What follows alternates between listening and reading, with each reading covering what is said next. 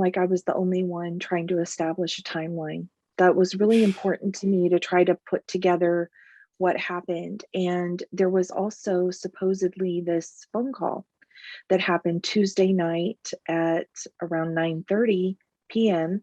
And this female said that she talked to Brandon for 13 minutes. So the male detective had got the search warrant back for his phone. And I will say, the male detective who was the lead detective on the case was treating the case as a homicide. So when it started out, he was working it as a homicide, but it just was a very slow, it wasn't like an active investigation. It had a very low priority, but it was being treated as a homicide.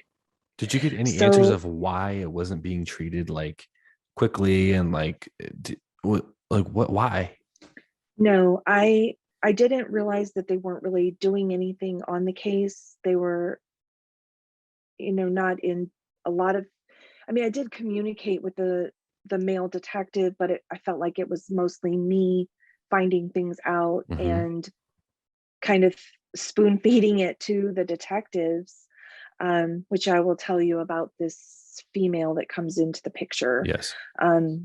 So how we find out about both of these females is that the male detective, does the search warrant on his phone, and he finds out that Brandon had been in heavy contact with two females, the one in Virginia and one from South Carolina.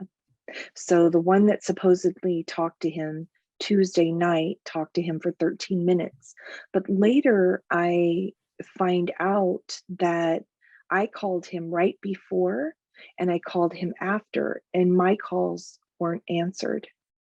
Hmm. And then I go back, and after I start putting this together, I realize Brandon was never on that phone call Tuesday, which takes it back to Monday. So I don't know who she talked to, but whoever it was in Brandon's apartment.